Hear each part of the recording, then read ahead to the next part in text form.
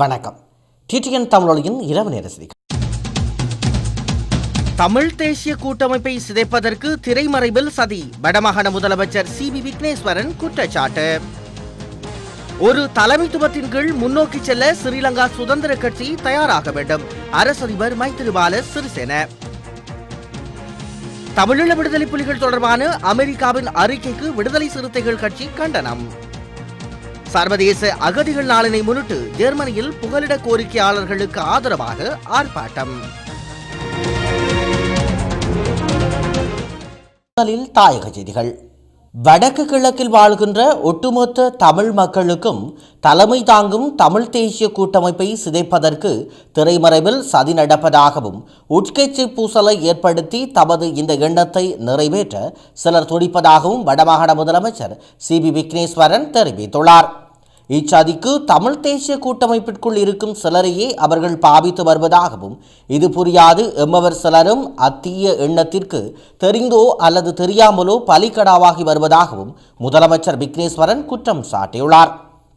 இந்நிலையில் இலங்கையின் தமிழ் தலைமைத்துவத்தில் மாற்றங்களை ஏற்படுத்துவதற்காக சில சக்திகள் தமிழ் சமூகத்தின் மத்தியில் டொலர்களை விநியோகிக்கின்றன என்றும் தமிழரசு கட்சியின் செயலாளர் மாவை சேனாதிராஜாவும் குற்றம் சுமத்தியுள்ளமை குறிப்பிடத்தக்கது. யாழ்ப்பாணம் வடமராட்சி பொலிகண்டி பகுதியில் கஞ்சா வைத்திருந்தமை மற்றும் விற்பனை செய்தமை தொடர்பிலான வழக்கின் பிணை மீளாய்வு மனுவை யாழ் மேல் நீதிமன்றம் தள்ளுபடி செய்துள்ளது. கடந்த 2014 ஆண்டு டிசம்பர் மாதம் பொலிகண்டி கடற்பரப்பு சூழலில் 141 கிலோகிராம் கேரளா கஞ்சாவினை தன்வசம் வைத்திருந்தமை மற்றும் விற்பனை செய்தமை என்ற குற்றச்சாட்டில் போதை வஸ்து கட்டளை சட்டத்தில் 54ஆம் பிரிவின் கீழ் கைது செய்யப்பட்டு பருத்தித்துறை நீதிமன்றத்தின் உத்தரவில் விளக்கமறியலில் வைக்கப்பட்டுள்ளனர். இவர்கள் தொடர்பாக பருத்தித்துறை நீதவான் கணேசராஜா முன்னிலையில் தாக்கல் செய்யப்பட்ட பிணை விண்ணப்பத்தை ஆராய்ந்த நீதிமன்றம் போதைப்பொருள் கட்டளை சட்டத்தின் 54ஆம் பிரிவின் கீழ் குற்றம் சாட்டப்படுபவர்களுக்கு பிணை வழங்க நீதவான் நீதிமன்றத்துக்கு அதிகாரம் இல்லை என தெரிவித்து நீதிபதி அந்த பிணை விண்ணப்பத்தை தள்ளுபடி செய்திருந்தார். பருத்தித்துறை நீதவானின் இந்த தள்ளுபடி கட்டளைக்கு எதிராக யாழ்ப்பாணம் மேல் நீதிமன்றத்தில் இந்த வழக்கு தொடர்பாக மீளாய்வு பிணை மனு தாக்கல் செய்யப்பட்டது. மன்றில் முன்னிலையாகியிருந்த அரச சட்டவாதி பருத்தித்துறை நீதிபதியின் தீர்ப்பு சட்ட ரீதியாக சரியானது என வாதிட்டு போதைப்பொருள் கட்டளை சட்டத்தின் 84ஆம் பிரிவின் கீழ் விதிவிலக்கான சந்தர்ப்பங்களில் மட்டுமே மேல் நீதிமன்றத்தினால் பிணை வழங்க முடியும் என சட்டம் கூறுகின்றது என சுட்டிக்காட்டினார். இதன்படி பிணை வழங்குவதற்கான அதிகாரம் பெற்றிராத நீதவான் நீதிமன்றத்தில் பிணை மனு தாக்கல் செய்யப்பட்டதே சட்டத்துக்கு முரணானதாகும். எனவே இந்த மீளாய்வு பிணை மனுவை மேல் நீதிமன்றம் தள்ளுபடி செய்ய வேண்டும் என அரச சட்டவாதி கோரினார். அரச சட்டத்தரணியின் வாதத்தை ஏற்றுக்கொண்ட யாழ்ப்பாணம் மேல் நீதிமன்ற நீதிபதி இளஞ்செழியன் போதைப்பொருள் கட்டளை சட்டத்தின் 83ஆம் பிரிவின் கீழ் பிணை வழங்கும் அதிகாரம் மேல் நீதிமன்றத்திற்கே உள்ளது, நீதவான் மன்றுக்கு அல்ல என தெரிவித்து பருத்தித்துறை நீதவானின் தீர்ப்பு சரியானது என ஊர்ஜிதம் செய்து தீர்ப்பளித்ததுடன் அந்த நீதிமன்றத்தில் தாக்கல் செய்யப்பட்ட பிணை மனு மீது மேல் நீதிமன்றத்தால் தாக்கல் செய்யப்பட்ட மீளாய்வு பிணை மனுவை தள்ளுபடி செய்தார். ஒரு தலைமைத்துவத்தின் கீழ் முன்னோக்கி செல்ல ஸ்ரீலங்கா சுதந்திர கட்சி தயாராக வேண்டும் என அரசு அதிபர் மைத்திரிபால சிறிசேன தெரிவித்துள்ளார். நுவரெலியாவில் ஸ்ரீலங்கா சுதந்திர கட்சியின் மாநாட்டில் இன்று இடம்பெற்ற நிகழ்வொன்றில் கலந்து கொண்டு உரையாற்றும் போது அரசு அதிபர் இதனை தெரிவித்துள்ளார். இதன்போது அரசு அதிபர் கருத்து தெரிவிக்கையில் 2 தலைவர்களால் நாட்டை கொண்டு செல்ல முடியாது என்றும், எனவே ஒரு தலைவருடன் செயற்பட வேண்டும் எனவும் அவர் வேண்டுகோள் விடுத்துள்ளார். வடக்கு மற்றும் வடமத்திய மாகாணங்களில் வாழ்கின்ற மக்களிடையே அண்மை காலமாக சிறுநீரகம் சம்பந்தமான நோய் அதிகமாக காணப்பட்டு வருவதால் மேற்படி மாகாணங்களில் விநியோகிக்கப்படும் குடிநீர் போத்தல்களின் தரத்தை ஆராய்வதற்கு நுகர்வோர் விவகார அதிகார சபை நடவடிக்கை எடுத்துள்ளதாக நுகர்வோர் விவகார அதிகார சபையின் பணிப்பாளர் நாயகம் JMA டக்ளஸ் அறிவித்துள்ளார். இது தொடர்பாக அவர் வெளியிட்டுள்ள ஊடக அறிக்கையில், கடந்த காலங்களில் சந்தைகளில் விற்பனை செய்யப்பட்ட குடிநீர் போத்தல்களின் தரம் குறித்து நுகர்வோர் விவகார அதிகார சபைக்கு பல முறைப்பாடுகள் கிடைத்துள்ளன. இதன் அடிப்படையிலேயே வடக்கு மற்றும் வடமத்திய மாகாணங்களில் விநியோகிக்கப்படுகின்ற குடிநீர் போத்தல்களின் தரத்தை ஆராய நடவடிக்கை மேற்கொள்ளப்பட்டது. நாட்டில் தற்போது குறிப்பாக வடக்கு வடமத்திய மாகாணங்களில் உள்ள சில பிரதேசங்களில் ஒரு வகையான சிறுநீரக நோயின் தாக்கத்தினால் பாதிக்கப்படுகின்ற மக்களின் தொகை அதிகரித்து காணப்படுகின்றது. இது தொடர்பாக சுகாதார அமைச்சு நுகர்வோர் பாதுகாப்பு அதிகார சபையுடன் அண்மையில் நடத்திய பேச்சுவார்த்தையை அடுத்து சிறுநீரக நோயாளர்கள் இனங்காணப்பட்டுள்ள பிரதேசங்களில் உள்ள மக்கள் பயன்படுத்துகின்ற குடிநீரின் தரம் தொடர்பில் ஆய்வுகளை மேற்கொள்வதாக நுகர்வோர் வெளிவிகார அதிகார சபையின் பணிப்பாளர் நாயகம் அதில் குறிப்பிட்டுள்ளார். எல்லை தாண்டி மீன்பிடித்தனர் என்ற குற்றச்சாட்டில் பருத்தித்துறை கடற்பரப்பில் வைத்து இந்திய மீனவர்கள் 26 பேர் ஸ்ரீலங்கா கடற்படையினரால் இன்று அதிகாலை கைது செய்யப்பட்டுள்ளனர். பாண்டிச்சேரி, காரைக்கால் மாவட்டம், தமிழ்நாடு, நாகப்பட்டினம் ஆகிய பகுதிகளைச் சேர்ந்த இந்த 26 மீனவர்களும் பருத்தித்துறை கடற்பரப்பில் வைத்து இன்று அதிகாலை கைது செய்யப்பட்டுள்ளனர். கைதான மீனவர்கள் யாழ்ப்பாணம் நீரியல் வளத்துறை திணைக்களத்திடம் ஒப்படைக்கப்பட்டுள்ளனர். இன்று பருத்தித்துறை நீதவான் நீதிமன்றத்தில் முன்னிலைப்படுத்தப்பட்டுள்ளனர் என்பது குறிப்பிடத்தக்கது. முதலாவது சர்வதேச யோகா நாளினை முன்னிட்டு யாழ்ப்பாணம் இந்திய தூதரகத்தின் ஏற்பாட்டில் இன்று அனுஷ்டிக்கப்பட்டது. யாழ் மத்திய கல்லூரி மைதானத்தில் இன்று காலை 7:30 மணி முதல் காலை 9:30 மணி வரை இடம்பெற்றது. இந்நிகழ்வில் 4000 முதல் 5000 மாணவர்கள் வரை பங்கு பெற்றனர். அதேபோல இரண்டாவது நிகழ்வு இன்று மாலை 4:30 மணியிலிருந்து 6:30 மணி வரை யாழ்ப்பாணம் தேசிய கல்லூரியில் நடைபெற்றுள்ளமை குறிப்பிடத்தக்கது. இந்த நிகழ்வில் 200 முதல் 250 ஆசிரியர் பயிற்சி மாணவர்கள் வரை பங்கு பெற்றுவார்கள் என எதிர்பார்க்கப்படுகின்றது. பிரதம அதிதியாக கல்வி ராஜாங்க அமைச்சர் வி. ராதாகிருஷ்ணன் கலந்து கொண்டு சிறப்பித்தார். அவருடன் இந்திய துணை தூதுவர் நடராஜன், வடக்கு மாகாண சபையின் அவைத்தலைவர் CVK சிவஞானம், நாடாளுமன்ற உறுப்பினர் சந்திரகுமார் மற்றும் அதிகாரிகள் உள்ளிட்ட பலர் கலந்து கொண்டு சிறப்பித்தனர். இதேவேளை இந்திய பிரதமர் நரேந்திர மோடியால் 2014 டிசம்பர் 11ஆம் நாள் ஐக்கிய நாடுகள் பொதுச்சபையில் முன்வைக்கப்பட்ட தீர்மானத்தை ஏற்று ஜூன் மாதம் 21ஆம் நாள் சர்வதேச யோகா தினமாக ஐக்கிய நாடுகள் பொதுச்சபை பிரகடனப்படுத்தியது. அதற்கமைய முதற் தடவையாக சர்வதேச யோகா நாள் 177 நாடுகளில் இன்று அனுசரிக்கப்படுகின்றது. சர்வதேச யோகா நாளில் நிகழ்ச்சிகள் ஆப்கானிஸ்தான், வங்கதேசம் உள்ளிட்ட 47 இஸ்லாமிய நாடுகளும் பங்கேற்கின்றன. ஆப்கானிஸ்தான், வங்கதேசம், துருக்கி, ஈரான், இந்தோனேசியா, ஐக்கிய அரபு எமிரேட், கட்டார் மற்றும் ஓமான் ஆகியவை இவற்றில் முக்கியமானவை. அத்துடன் Pakistan, Saudi Arabia, Malaysia, Brunei, Cameroon, Libya ஆகிய 8 இஸ்லாமிய நாடுகள் யோகா நாளை ஏற்கவில்லை. இவை இஸ்லாமிய நாடுகளின் கூட்டமைப்பில் அங்கம் வகிப்பவை. இதேபோல் வடகொரியா, எஸ்தோனியா, நமீபியா, ஜாம்பியா உள்ளிட்ட நாடுகளும் இதை ஆதரிக்கவில்லை என்பதும் குறிப்பிடத்தக்கது. அரசு அதிபர் மைத்திரிபால சிறிசேன மற்றும் முன்னாள் அரசு அதிபர் மஹிந்த ராஜபக்ச ஆகியோரை ஒரே மேடைக்கு கொண்டு வரும் நோக்கில் மேற்கொள்ளப்பட்டு வரும் வேலை திட்டத்தை குழப்ப அமைச்சர்கள் சிலர் முயற்சித்து வருவதாக நாடாளுமன்ற உறுப்பினர் DP ஏகநாயக்க தெரிவித்துள்ளார். அமைச்சர் அர்ஜுன ரணதுங்க நேற்று வெளியிட்டுள்ள கருத்தில் பதிலளிக்கும் போது அவர் இதனை தெரிவித்துள்ளார். மேலும் அவர் முன்னாள் அரசு அதிபரையும் தற்போதைய அரசு அதிபரையும் இணைக்கும் வேலை திட்டத்திற்கு எதிராக கருத்து வெளியிடுவது ஐக்கிய தேசிய கட்சியின் ஒப்பந்தத்தை நிறைவேற்றும் நடவடிக்கையாகும் எனவும் ஏகநாயக்க குற்றம் சுமத்தியுள்ளமை குறிப்பிடத்தக்கது. தமிழ் மக்களுக்கு பயன் தரக்கூடிய வகையில் அரசு புதிய பல திட்டங்களை அறிமுகப்படுத்தியுள்ள போதும் அவற்றை அமுல்படுத்தி செயற்படுத்த அரசாங்க காரியதரிசிகள் சிலர் ஒத்துழைப்பு கொடுப்பதில்லை என மேல்குடியேற்ற மற்றும் இந்து சமய விவகார அமைச்சர் DM சுவாமிநாதன் விசனம் தெரிவித்துள்ளார். வவுனியாவில் 44 இந்து ஆலயங்களுக்கு நிதியுதவி வழங்கும் நிகழ்வில் நேற்று சனிக்கிழமை கலந்து கொண்டு உரையாற்றும் போதே அவர் இவ்வாறு தெரிவித்துள்ளார். இலங்கையில் சமாதானத்தை நிலைநாட்டி பெரும் பொருளாதார முன்னேற்றத்தை கொண்டு வருவதே எமது அவா. தேர்தல் ஜனவரி மாதம் இடம்பெற்று முடிந்திருந்தாலும் பிப்ரவரி மாதத்தில் இருந்தே எமது பணிகள் ஆரம்பிக்க தொடங்கின. இந்த காலத்தில் எமது அரசாங்கம் சமுதாயத்திற்கு பல நன்மையான காரியங்களை செய்திருக்கின்றன. ஆனால் மக்களிடத்தில் அதனை உணர முடியாதுள்ளது. அதனை நான் ஏற்றுக்கொள்கின்றேன். ஏனெனில் 5 மாதம் மாத்திரமே கடந்துள்ளமையால் அவ்வாறு ஏற்பட்டுள்ளது. பொருளாதார ரீதியில் பார்க்கும்போது எமது இலங்கை தேசம் பல பிரச்சனைகளை எதிர்கொண்டுள்ளது. முன்பிருந்த அரசாங்கங்கள் பல பிழையான செயல்களை செய்து எமது பொருளாதாரத்தை கேவலமான நிலைக்கு கொண்டு வந்துள்ளார்கள். எனவே நாம் இனி எமது பொருளாதாரத்தை எவ்வாறு முன்னோக்கி கொண்டு செல்வது என்பதே சவாலாக உள்ளது.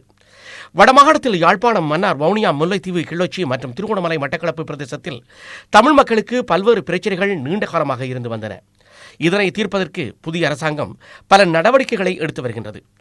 சில வேளைகளில் இவ்வாறான நல்ல செயற்பாடுகளை நடைமுறைப்படுத்துவதற்கு எமக்கு உண்மையான ஆதரவு இல்லை என்பதனையும் நான் சொல்ல விரும்புகின்றேன். அரசாங்க தரப்பில் பார்க்கும்போது அரசாங்க காரியதரிசிகள் சிலர் ஒத்துழைப்பை கொடுக்காமல் இருக்கின்றார்கள். அவர்கள் ஏன் இவ்வாறு செய்கின்றார்கள் என தெரியவில்லை. பிரதமரை நான் சந்திக்கும் போது இது தொடர்பில் தெரிவித்திருக்கின்றேன். தற்போது 1000 ஏக்கர் நிலமே விடுவிக்கப்பட்டுள்ளது. சம்பூரிலும் இன்னும் 1000 ஏக்கர் காணி கிடைக்க இருக்கின்றது. அரசு அதிபர் சம்பூர் காணிகளுக்கு செய்ய வேண்டியவற்றை சட்ட ரீதியாக செய்திருக்கின்றார். ஜூலை மாதம் 10ஆம் நாள் அவ்வழக்கு வரும்போது நாம் எமது பத்திரத்தை கையெழுத்து அதிகாரத்தின் உத்தரவையும் பெறுவோம் என அமைச்சர் தெரிவித்துள்ளார். தற்போது பிரகடனப்படுத்தப்பட்டிருக்கும் வர்த்தமானி அறிவித்தலை தாம் முற்றாக நிராகரிப்பதாக பிரதமரிடம் தெரிவித்துள்ளதாக தமிழ் முற்போக்கு கூட்டணியின் தலைவர் மனோ கணேசன் தெரிவித்துள்ளார். புதிய தேர்தல் முறை குறித்து தமிழ் மற்றும் சிறிய கட்சிகளின் தலைவர்கள் இன்று அல்லரி மாளிகையில் பிரதமர் ரணில் விக்ரமசிங்கவை சந்தித்து கலந்துரையாடியுள்ளனர். இந்த சந்திப்பு தொடர்பில் தமிழ் முற்போக்கு கூட்டணி தலைவர் மனோ கணேசன் தெரிவிக்கையில், பல கட்சி அரசியலை முடிவுக்கு கொண்டு வரும் யோசனைகளை ஐக்கிய தேசிய கட்சி ஏற்காது என்றும், பாராளுமன்றத்தில் இந்த யோசனைகள் கொண்டுவரப்படும் போது எதிர்ப்பு தெரிவிக்கப் போவதாகவும் இதன்போது பிரதமர் ரணில் விக்ரமசிங்க கூறியதாக மனோ கணேசன் தெரிவித்துள்ளமை குறிப்பிடத்தக்கது. வவுனியா மாவட்டத்தினதும் வன்னி பிரதேசத்தினதும் முன்னோடி கவிஞராகிய வன்னியூர் கவிராயருக்கு அவருடைய சொந்த ஊராகிய செட்டிக்குளம் இலுப்பை குளத்தில் சிலை வடித்து நிறுவி அவருடைய இலக்கிய பதிவுகளை வெளிச்சத்திற்கு கொண்டு வந்த நிகழ்வில் முதன்மை விருந்தினராக வடமாகாண முதலமைச்சர் சிபி விக்னேஸ்வரன் கலந்து கொண்டார். இதில் சர்வதேச மத தலைவர்கள், முன்னோடி இலக்கியவாதிகள், புகழ்பூத்த எழுத்தாளர்கள், கவிஞர்கள், கலைஞர்கள், நாடாளுமன்ற உறுப்பினர்கள், மாகாண அமைச்சர்கள், மாகாண சபை உறுப்பினர்கள், ஊர் முக்கியஸ்தர்கள், பொதுமக்கள் என பலதரப்பட்டவர்களும் கலந்து கொண்டனர். வன்னியூர் கவிராயரின் கவிதைகள், சிறுகதைகள் அடங்கிய தொகுப்புகள், அவரை பற்றிய பல்வேறு பார்வை கொண்ட பதிவுகளான கட்டுரை தொகுப்புகள் அடங்கிய விழா மலர் என்பன வைபவ ரீதியாக வெளியிட்டு வைக்கப்பட்டன. இந்த வெளியீடுகளில் முதற் பிரதி, சிறப்பு பிரதி என்பனவும் விருந்தினர்களால் முக்கியஸ்தர்களுக்கு வழங்கப்பட்டது. இலக்கிய உலகில் இலைமறை காயாக இருந்து தமிழ் இலக்கியத்திற்கு வளம் சேர்த்து வன்னிமண்ணுக்கு பெருமை சேர்த்த பெருமகனாகிய வன்னியூர் கவிராயருக்கு வன்னியூர் கவிராயர் கலை இலக்கிய பேரவையினால் பெரிய அளவில் விழா எடுத்து அவரை வெளிச்சத்துக்கு கொண்டு வந்துள்ளனர். வெளிவிவகார அமைச்சர் மங்கள சமரவீரவினால் நாட்டுக்கு மங்களகரமாக எதுவும் நடக்கவில்லை என்று ஜாதிக கல உரிமை தெரிவித்துள்ளது. கொழும்பில் இன்று நடைபெற்ற ஊடகவியலாளர் சந்திப்பில் பேசிய ஜாதிய கல உரிமையவின் தேசிய அமைப்பாளர் நிசாந்த ஸ்ரீவர்ணசிங்க, மங்கள சமரவீரவினால் நாட்டுக்கு அனர்த்தமே நேர்ந்துள்ளதாக குறிப்பிட்டுள்ளார். அத்துடன் இந்த வருடத்தின் இறுதியில் இலங்கைக்கு புலம்பெயர் தமிழர்களின் கொண்டாட்டம் ஒன்று நடாத்தப்பட உள்ளது. இந்த கொண்டாட்டம் நாட்டிற்கு மரண வீடாகிவிடுமோ என்பதும் சந்தேகத்திற்குரியது என்றும், புலம்பெயர் புலிகள் நாட்டிற்கு ஏற்படுத்திய அழிவு குறித்து இதுவரை மன்னிப்பு கோரவில்லை. இதனால் புலம்பெயர் தமிழர்களின் கொண்டாட்டம் நாட்டின் பாதுகாப்பிற்கு அச்சுறுத்தலாக அமையும் எனவும் நிசா நடத ஸ்ரீ வர்ணசிங்க குறிப்பிட்டுள்ளார். தொடர்வது இந்திய செய்திகள்.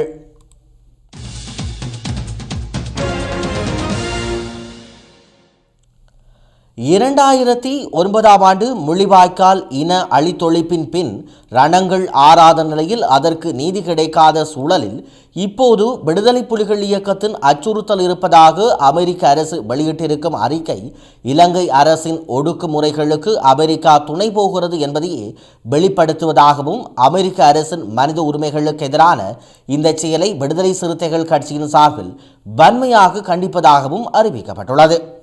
அத்தோடு இந்த அறிக்கையில் உள்ள கருத்துக்களை திரும்பப் பெற வேண்டும் என வலியுறுத்துவதோடு, அமெரிக்காவின் இந்த தமிழர் விரோத அறிக்கையை தமிழக அரசியல் கட்சிகள் அனைத்தும் கண்டிக்க வேண்டும் எனவும் அவ்வறிக்கையில் கேட்டுக்கொள்ளப்பட்டுள்ளது.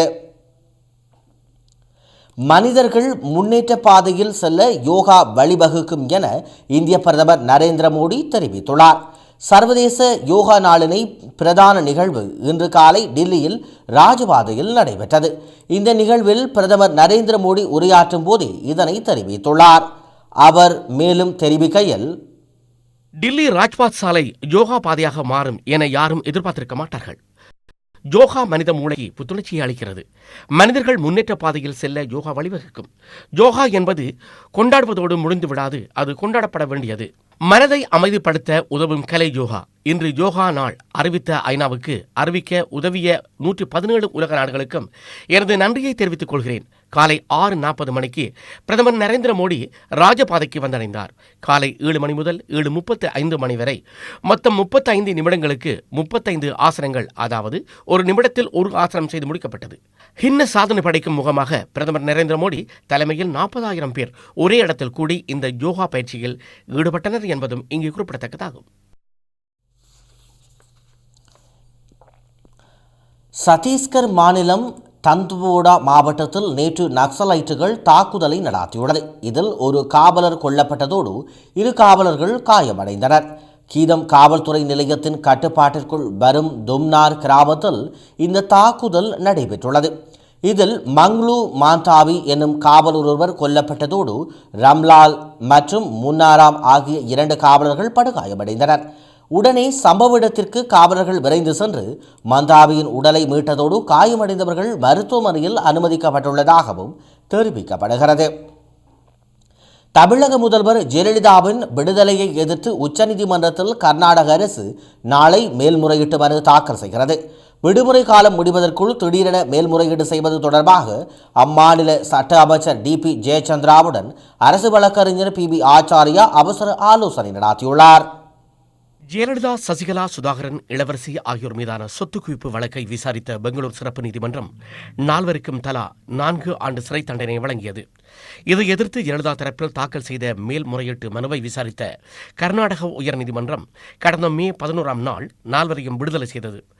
நீதிபதி CR குமாரசாமி அளித்த தீர்ப்பில் பல்வேறு அடிப்படை தவறுகளும் கணித பிழைகளும் இருக்கிறது. எனவே கர்நாடக அரசு மேல்முறையீடு செய்ய வேண்டும் என்று அரசு வழக்கறிஞர்கள் PV ஆச்சாரியா, சட்டத்துறை செயலர் சங்கப்பா, அரசு தலைமை வழக்கறிஞர் ரவிவர்மகுமார் ஆகியோர் கர்நாடக அரசுக்கு பரிந்துரை செய்தனர்.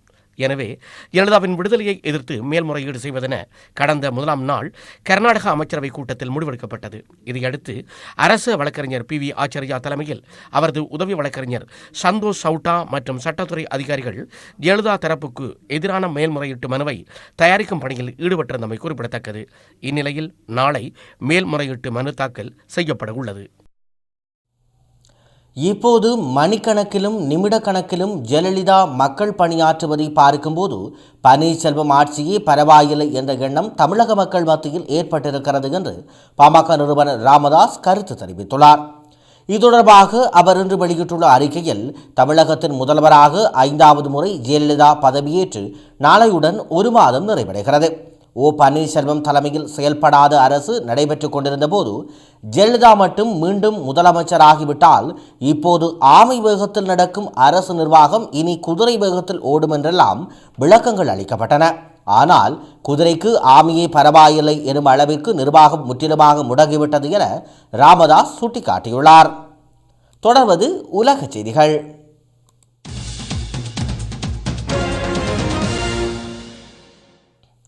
சர்வதேச அகதிகள் நாளினை முன்னிட்டு ஜெர்மனியின் தலைநகரான பெர்லினில் புகலிடம் தேடி வந்த அகதிகளை நாடு கடத்துவதற்கு எதிராக அகதிகளின் ஆதரவாளர்கள் போராட்டத்தில் ஈடுபட்டது பரபரப்பை ஏற்படுத்தியுள்ளது. ஜெர்மனியின் எதிர்க்கட்சிகளான தி லிங்க், குருனேன் மற்றும் சில சமூக நல அமைப்புகளைச் சேர்ந்த ஆயிரக்கணக்கான உறுப்பினர்கள் நேற்று மாபெரும் ஊர்வலத்தில் கலந்து கொண்டனர். சுமார் 2500 பேர் கலந்து கொண்ட இந்த ஊர்வலத்தில் கலந்து கொண்ட ஒட்டுமொத்த நபர்களும் ஜெர்மனி மற்றும் ஐரோப்பிய நாடுகளுக்கு தஞ்சம் கோரி வரும் வெளிநாட்டு மக்களுக்கு தங்களுடைய ஆதரவு உண்டு என கோஷம் எழுப்பியுள்ளமை குறிப்பிடத்தக்கது. பிரான்ஸ் செல் தமிழ் சோலையின் வருடாந்த இல்ல மெய்வல்லுநர் போட்டி இன்று சிறப்பாக நடைபெற்றது. பல மாணவர்கள் உற்சாகமாக போட்டிகளில் கலந்து கொண்டிருந்ததோடு மறு வேதா போட்டியும் நடைபெற்றது. இறுதியில் வெற்றி பெற்ற மாணவர்களுக்கான பரிசுகளும் வழங்கி கௌரவிக்கப்பட்டமை குறிப்பிடத்தக்கது. பூமி விளைகிறது. ஓம் சொல்லுங்க தம்பி, நான் தான் மணி ஐயா.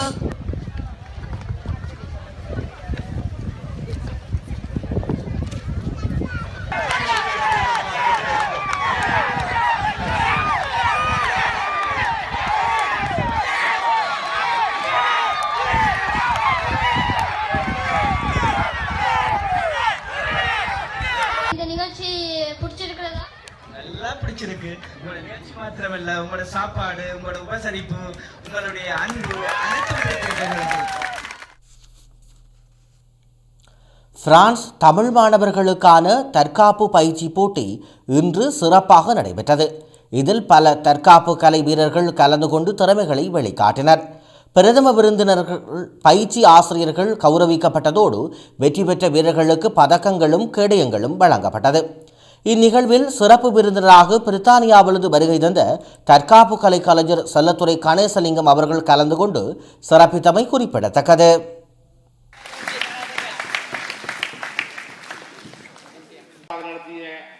ரவிநாதன் அவர்களுக்கும் முதற்கண் நன்றி தெரிவித்துக் தொடர்ந்து இன்று காலையிலிருந்து இதுவரையும் சிறப்பான முறையிலே நடுவர்களாக கடமையாற்றிய பிரான்ஸ் வாழ் மக்கள் அனைவரையும் வரவேற்றுக் கொள்வதோடு இன்றைய தமிழ் சமூகத்திற்காக அவர்களுக்கு நன்றி தெரிவித்துக் கொள்கின்றோம்.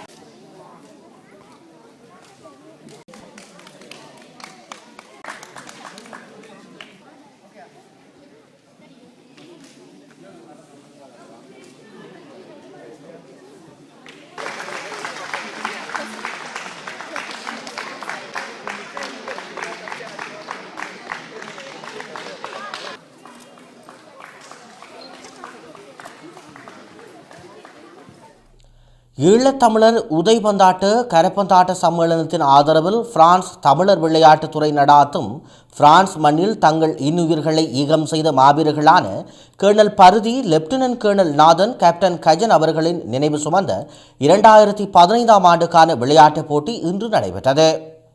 மாவீரர்களான கேர்னல் பருதி, லெப்டினன்ட் கேர்னல் நாதன், கேப்டன் கஜன் அவர்களின் நினைவு சுமந்த 2015ஆம் ஆண்டுக்கான விளையாட்டுப் போட்டி இன்று நடைபெறுகின்றது. காலை 9 மணிக்கு நினைவடக்கம் செலுத்தப்பட்டு ஈகச்சுடர் ஏற்றப்பட்டு ஆரம்பமான விளையாட்டுப் போட்டிகளில் பல கழகங்களைச் சேர்ந்த அணிகள் கலந்து கொண்டு தமது திறமைகளை காட்டி வருகின்றன. இப்போட்டியில் கரப்பந்தாட்டம் மற்றும் உதைபந்தாட்ட போட்டிகள் நடைபெறுகின்றமை குறிப்பிடத்தக்கது. 2010ஆம் ஆண்டு அமெரிக்க அரசு தரப்பு ரகசிய ஆவணங்களை உலகிற்கு வெளியிட்டு தைரியம் காட்டிய விக்கிலீக்ஸ் சவுதி அரேபிய நாடு தொடர்பான 5 லட்சம் ஆவணங்களை வெளியிடவிருக்கிறது. இதுகுறித்து விக்கிலீக்ஸ் தனது அறிக்கையில் ஏற்கனவே 60,000 ஆவணங்களை வெளியிட்டுள்ளதாகவும், ஆனால் பெரும்பாலும் இவை அரபு மொழியில் இருப்பவை என்றும் கூறியுள்ளது. இந்த ஆவணங்களின் உண்மைத்தன்மையை உடனடியாக சரிபார்க்க வழியில்லை எனினும் விக்கிலீக்ஸ் கடந்த காலங்களில் வண்டியாக அரசு ஆவணங்களை வெளியிட்டுள்ளதை வைத்து பார்க்கும்போது இதன் உண்மைத்தன்மையை சரியாகவே இருக்கும் என்று நம்பப்படுகிறது. சவுதி அரேபிய அரசின் உள் விவகாரங்கள் பலவும் வெளியுலகிற்கு தெரியாதவை. இந்த ஆவணங்கள் உண்மையெனில் சவுதி அரேபியாவின் அரசியல் சாணக்கியங்களும் அம்பலமாகும் என்று தெரிவிக்கப்படுகிறது. தொடர்வது செய்திகளின் பிழைவு. தமிழ் தேசிய கூட்டமைப்பை சிதைப்பதற்கு திரைமறைவில் சதி, வடமாகாண முதலமைச்சர் சிபி விக்னேஸ்வரன் குற்றச்சாட்டு. ஒரு தலைமைத்துவத்தின் கீழ் முன்னோக்கி செல்ல ஸ்ரீலங்கா சுதந்திர கட்சி தயாராக வேண்டும், அரசதிபர் மைத்திரிபால சிறிசேன. தமிழீழ விடுதலை புலிகள் தொடர்பான அமெரிக்காவின் அறிக்கைக்கு விடுதலை சிறுத்தைகள் கட்சி கண்டனம். சர்வதேச அகதிகள் நாளினை முன்னிட்டு ஜெர்மனியில் புகலிட கோரிக்கையாளர்களுக்கு ஆதரவாக ஆர்ப்பாட்டம். இத்துடன் டிடிஎன் தமிழொலியின் இரவு நேர செய்தி அறிக்கை நிறைவு பெறுகின்றது. நன்றி, வணக்கம்.